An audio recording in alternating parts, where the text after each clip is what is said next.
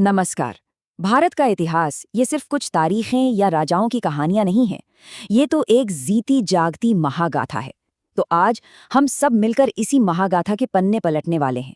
देखेंगे कि कैसे शहर बसे, कैसे बड़े बड़े साम्राज्य बने और फिर कैसे आज़ादी की एक नई सुबह हुई। तो चलिए शुरू करते हैं ये शानदार सफर।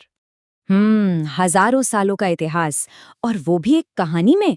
सुनने में थोड़ा मुश्किल लगता है ना। देखिए, शायद हर एक छोटी बड़ी बात को तो हम नहीं समेट पाएंगे, पर हाँ, इस कहानी की जो आत्मा है, जो इसका सार है, उसे जरूर पकड़ने की कोशिश करेंगे। तो चलिए तैयार हो जाइए भारत की कहानी के पहले अध्याय के लिए।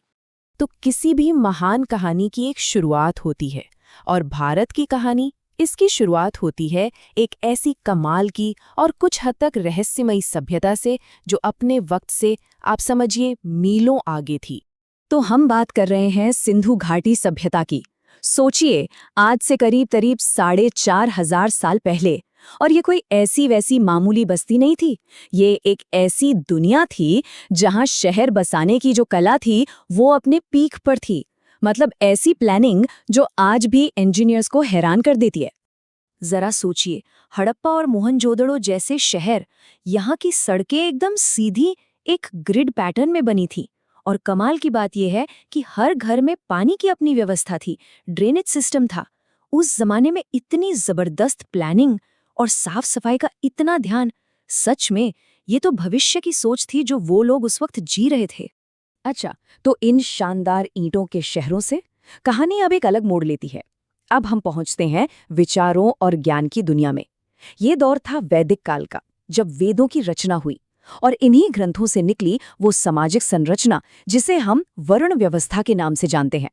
इसने समाज को कर्म के आधार पर अलग अलग वर्गों में बांटा, और इस एक व्यवस्था ने आने वाली कई सदियों पर बहुत गहरा असर डाला।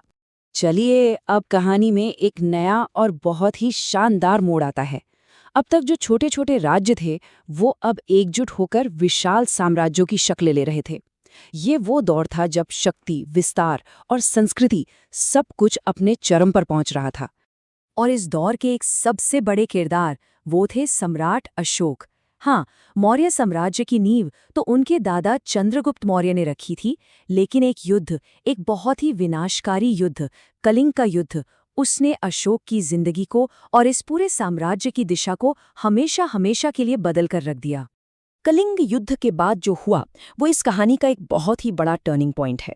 सम्राट अशोक ने बौद्ध धर्म अपना लिया और फिर पूरे एशिया में शांति और अहिंसा का संदेश फैलाया। सोचिए, एक सम्राट का दिल बदलना सिर्फ एक इंसान का बदलना नहीं था, ये एक विचार की जीत थी। एक ऐसा विचार जिसने पूरे एशिया के इतिहास पर अपनी छाप छोड़ दी। मौर्य साम्राज्य को हम उसकी राजनीतिक एकता के लिए जानते हैं, लेकिन उनके बाद आया गुप्त साम्राज्य का दौर, और उसे कहते हैं भारत का गोल्डन एज या स्वर्ण युग। जानते हैं क्यों? क्योंकि ये स्वर्ण युग हथियारों से नहीं बल्कि ज्ञान और विज्ञान की ताकत से बना था।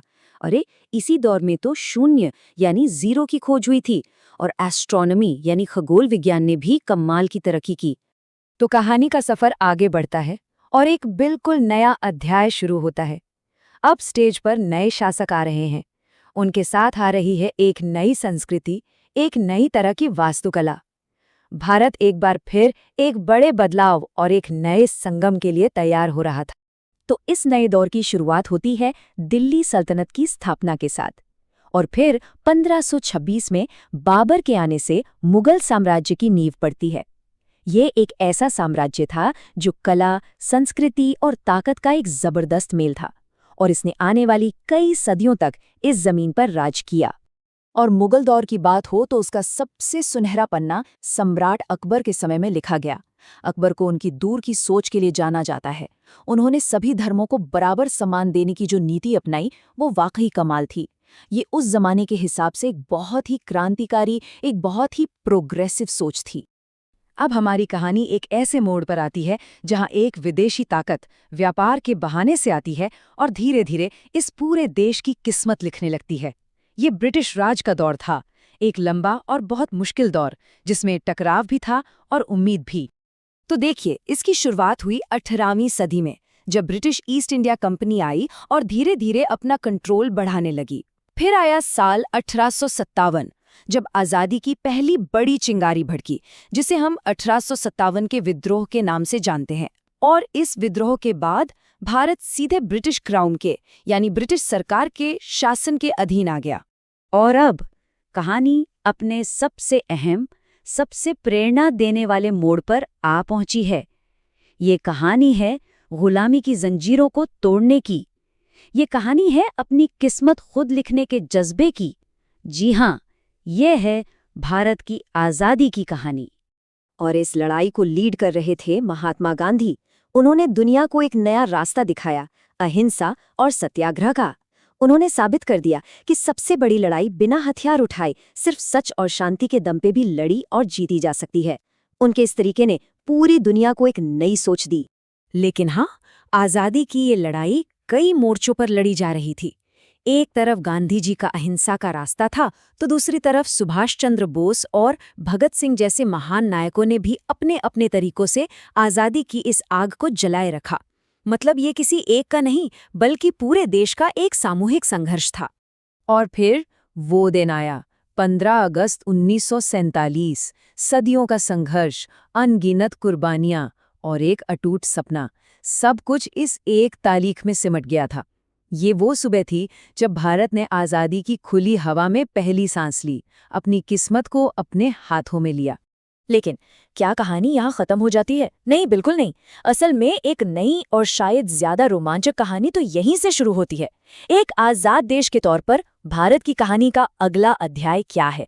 ये एक ऐसा सवाल है जिसका जवाब हम सब मिलकर आज भी लिख रहे हैं।